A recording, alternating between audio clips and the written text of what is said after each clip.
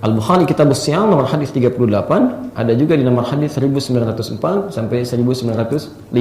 Lihat hadisnya. Ini yang paling penting. Man qama Ramadhan imanan wa ihtisaban, ghufira lahu ma taqaddama min dhanbi. Lihat tubuh tabinya. Ini sifat yang paling penting di antara semua sifat yang telah kita sampaikan.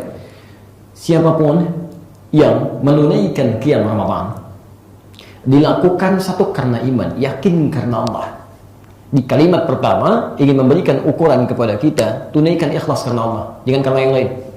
Ya, maaf, para ulama hadis mengomentari petunjuk ini memberikan kesan bahwa ada orang-orang yang saat qiyam suasana keikhlasannya masih kurang. Ada yang cuma formalitas, yang penting sudah tarawih. Ya, nah, sudah tarawih belum? Sudah mah, tapi nggak peduli. Mau khusyuk mau tidak, kan? Mau cepat mau lambat, ada yang begitu. Bahkan Nabi tadi kita sampaikan kan, sampai menyebutkan, maaf, rubba qa'imin laisa lahu min qiyamihi illa as-sahar. Tidak sedikit orang qiyam enggak dapat apa-apa, cuman capek saja. Capek begadang kata Nabi, cuman berdiri kan? Nah, ini jadi masalah di sini. Ya karena itu, satu, pelihara keimanan kita karena Allah, lakukan dengan ikhlas, ya.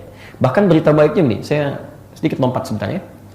Ini ada anugerah yang hanya Allah berikan setahun sekali. Antum mesti pertahankan itu ya, mesti pertahankan. Yaitu anugerah kekuatan iman. Itu cuma diberikan oleh Allah setahun sekali dan hanya berlaku di awal Ramadan. Saya berikan sebentar saja analisis tafsir ya. Nanti kalau antum ingin baca lebih jauh, insya Allah buku kami akan dicetak tentang Ramadan dalam kisaran beberapa hari ini. Nanti bisa dapatkan di situ, ada bisa dianalisis ya, bisa baca lebih jauh. Ya. Bismillah. Lihat sini. Saya tuliskan. Suaranya kurang besar. Oh, kurang besar atau kurang kencang? Baik. Insyaallah. Baik, bismillahirrahmanirrahim. Lihat sini. Saya tuliskan sedikit ya. Ya ayyuhalladzina kan amanu. Bismillah. Ya ayyuhalladzina amanu. Okay? Segarisi dulu. Ya terulang 361 kali dalam Al-Quran. Ayyuha terulang 150 kali. Alladzina terulang 1080 kali dalam Al-Quran. Dan kalimat amanu terulang 258 kali dalam Al-Quran. Perhatikan. Ya disebut harfun nida. Huruf yang digunakan untuk memanggil.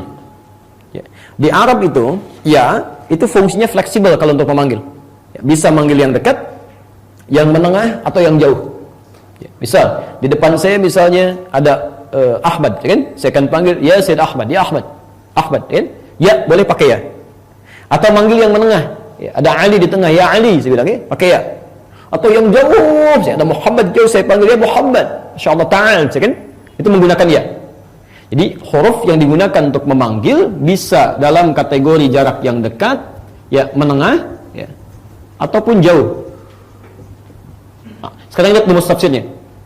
Kalau huruf ya ini di dalam Quran disandingkan dengan kata iman, ya, seakan-akan Allah ingin memberikan gambaran kalau dalam tafsiran yang luas, hei orang-orang yang telah memiliki iman dan iman kalian barangkali tidak sama. Ada tingkatan. Ya. Ada yang imannya kuat karena itu dekat dengan Allah, dipanggil dekat. Ya, Masya Allah. Ya, saya beri contoh misalnya, sebelum dipanggil sholat, dia sudah siap-siap. Subuh misalnya jam 4:35, setengah 4 sudah datang, saking kuatnya imannya, dekat dengan Allah dia. Ada yang menengah, iman standar, dipanggil jam 4:35, baru siap-siap jam 4:35, gitu kan? Ada yang jauh, mungkin karena sering maksiat dan sebagainya, sudah komat pun masih belum sadar juga, gitu kan? Jauh.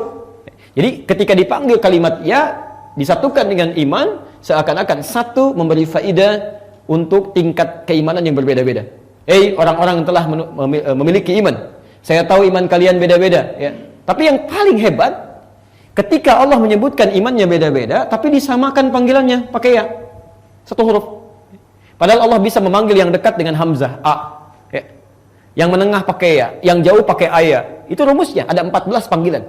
Tapi menggunakan satu huruf yang sama, ingin memberikan kesan bahwa saya tidak akan bedakan. Ya, saya panggil kalian dengan satu kalimat yang sama, tidak dibedakan oleh Allah. Ya. Masya Allah. Apa yang terjadi? Tunaikan puasa. Yang imannya agak tipis, jauh akan semakin mendekat dengan puasa itu. Yang menengah semakin dekat. Yang dekat semakin lekat lagi. Tunaikan puasa. Masya Allah. Dan tidak dibedakan oleh Allah. Yang paling hebat, yang dipanggil menggunakan kata alladzina.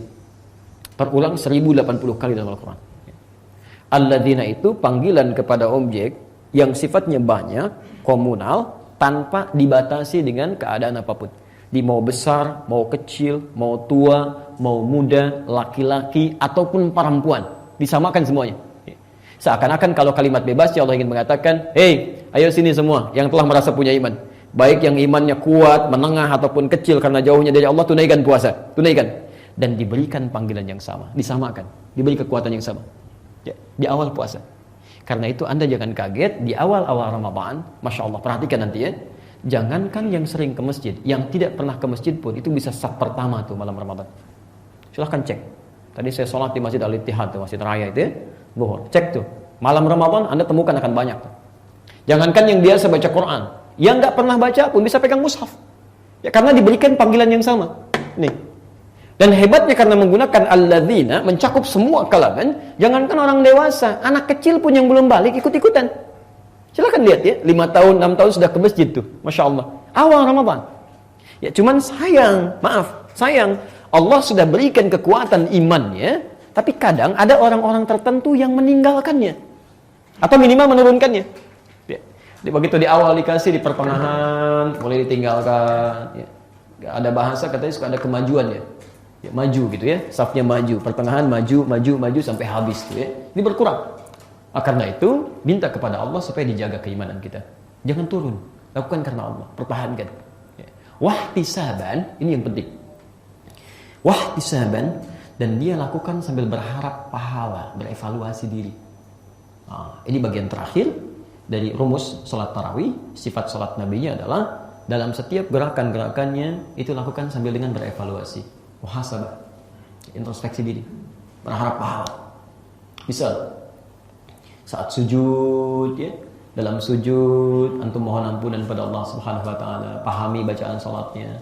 Subhanallahumma bihamdika Allahumma ighfirli, ya Allah mohon ampuni dosaku. Kalau ingin baik bacaan itu sambil diingat dosa-dosa apa yang telah dilakukan. Itu caranya. Di begitu sujud kan antum baca kan? Subhanakallahumma bihamdika Allahumma ighfirli. Kan? Ya Allah maha suci engkau dengan segala pujian untukmu, tolong mohon ampuni aku ya Allah. Istighfar terbaik itu bukan cuma di lisan, tapi sambil mengingat dosa apa yang pernah kita lakukan sehingga minta kepada Allah untuk diampuni.